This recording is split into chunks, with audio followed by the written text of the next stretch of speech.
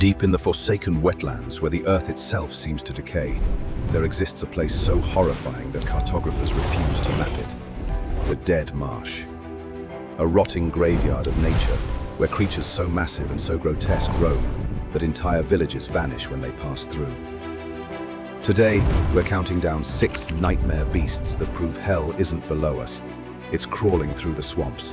And trust me, number 1 will haunt your dreams forever. I've spent 15 years studying the world's most dangerous ecosystems, from the Amazon's hidden depths to Africa's deadliest swamps. But nothing, absolutely nothing, prepared me for what lurks in the Dead Marsh. Recent expeditions have returned with evidence that challenges everything we thought we knew about the limits of life in extreme environments. These aren't just big animals. These are walking apocalypses. Stick around until number 1, because what we've discovered about the largest creature will change how you see the natural world forever. Starting at number 6, we have the bone bird Stalk, a skeletal nightmare standing 350 feet tall. Imagine a bird so massive that when it spreads its wings, entire villages fall into shadow. But here's where it gets truly disturbing. This creature doesn't hunt for food in the traditional sense. Witnesses report seeing it carrying complete skeletons in its enormous beak, the bones of creatures, and possibly humans, that vanished generations ago. The sound it makes isn't a bird call. Survivors describe it as the grinding of massive bones scraping together, a sound that carries for miles across the marsh and warns everything living to hide. Scientists theorizing about its behavior suggest it may be collecting these skeletons for a purpose we don't yet understand.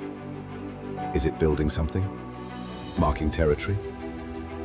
Or is there something far more sinister at play? The few blurred photographs we have show its legs are so thin they seem impossible, like colossal needles piercing the swamp floor. But wait until you see what even the bone bird Stalk fears. At number 5, the hollow tusk boar crashes through the marsh at 450 feet of pure diseased rage. This isn't your typical wild boar scaled up.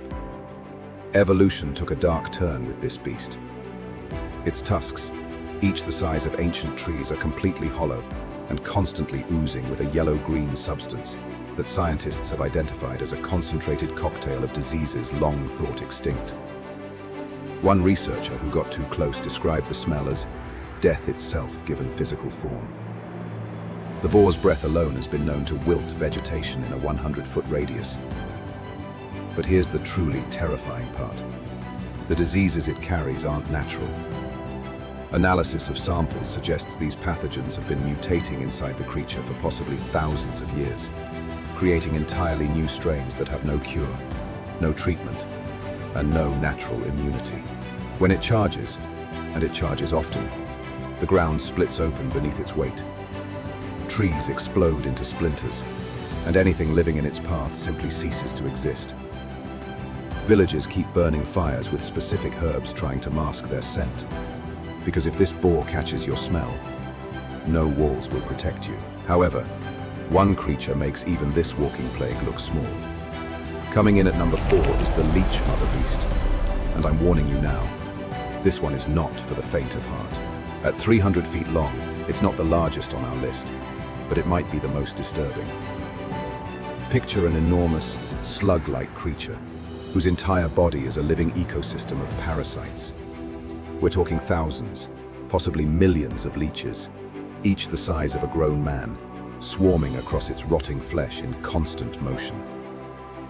The beast itself seems to be in a state of perpetual decay, its skin hanging in loose flaps, exposing muscle and bone underneath. But here's what keeps me up at night. The leeches aren't just passengers, they're part of its hunting strategy. When prey gets close, these parasites launch themselves up to 50 feet through the air, latching onto anything warm-blooded. Victims don't die from blood loss. They die from the sheer number of attachments, their bodies becoming feeding stations for hundreds of these monsters. One abandoned village was found completely covered in dried leech husks, suggesting the entire population of 300 people was consumed in a single night. The leech mother beast moves slowly, but it doesn't need speed. It just needs to get close enough to unleash its swarm. And once that happens, there's no escape. But believe it or not, there's something in this marsh even more terrifying. At number 3, we encounter the swamp titan frog, 400 feet of amphibian horror that redefines the word predator. When you think of frogs, you think of small, harmless creatures catching flies with their tongues. Now imagine that tongue is 300 feet long, muscular enough to uproot century-old trees, and fast enough that you never see it coming. Witnesses who survived encounters describe a sound like thunder cracking. Then suddenly, entire structures just vanish, pulled into the marsh in milliseconds. The titan frog's hunting method is brutally efficient. It positions itself in deep water, completely submerged except for its eyes, which from a distance look like moss-covered boulders. Then it waits, sometimes for days, sometimes for weeks. When prey, anything from giant marsh deer to unwary human settlements, comes within range, that tongue strikes with the force of a battering ram. But here's the detail that haunts researchers. The tongue is covered in adhesive secretions so powerful that stone buildings have been found partially dissolved in its stomach. This creature doesn't just eat its prey, it consumes everything: wood, stone, metal, people, all dissolved in its massive gut over weeks of digestion. One research team tracked its movements for 3 months and documented 7 complete villages that simply disappeared along its path. No survivors, no remains, just empty foundations and the lingering smell of digestive acids in the air. Yet somehow, 2 creatures in this marsh are even more nightmarish. Slithering in at number 2 is the Maya serpent, 700 feet of pure, suffocating death. Length isn't everything, but when you're talking about a snake longer than 2 football fields that can move through water, land, and even semi-solid mud with equal ease, size becomes absolutely relevant. What makes the Maya serpent uniquely terrifying isn't its fangs or its constricting power, it's the stench. This creature produces an odor so overwhelming, so toxic, that it literally suffocates its prey before it even makes physical contact. Imagine a smell so potent it becomes a physical force. Researchers wearing military-grade gas masks reported feeling dizzy and nauseous from a quarter-mile away. Animals caught in its scent radius don't run. They can't.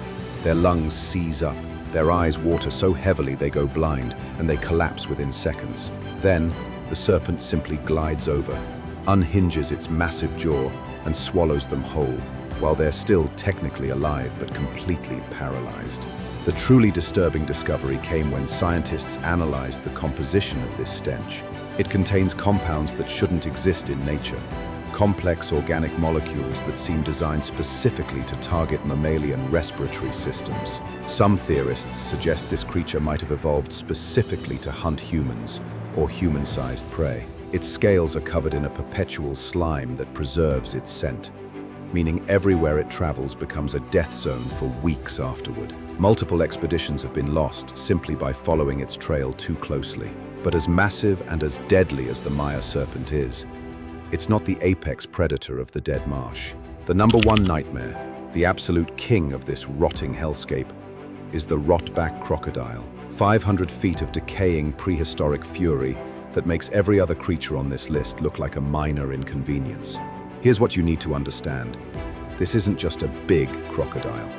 This is what happens when something that should have died millions of years ago refuses to stop growing, refuses to stop hunting, and refuses to obey the laws of nature. The rotback gets its name from the fact that its flesh is literally falling apart. Huge chunks of rotting meat hang from its body, exposing bone and internal organs that somehow still function.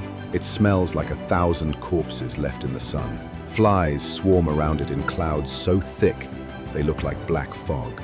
And yet, despite this advanced state of decay, it's faster, stronger, and more aggressive than any predator has a right to be. When it moves through the marsh, the water itself turns black with disturbed rot and sediment. Its jaws are lined with teeth the size of adults, many broken, many infected, all capable of shearing through anything.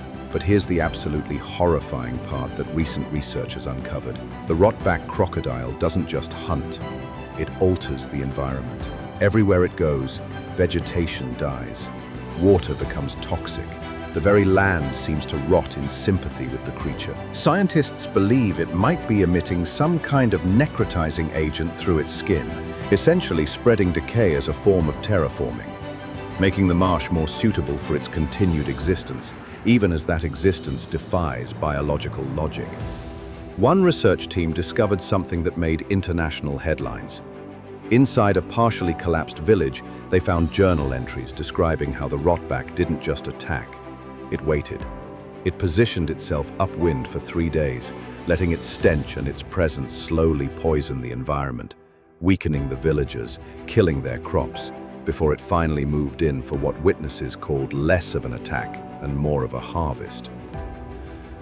This creature has been confirmed to be at least 800 years old, based on growth ring analysis of shed scales. 8 centuries of growing, rotting, and perfecting the art of being an apocalypse with legs.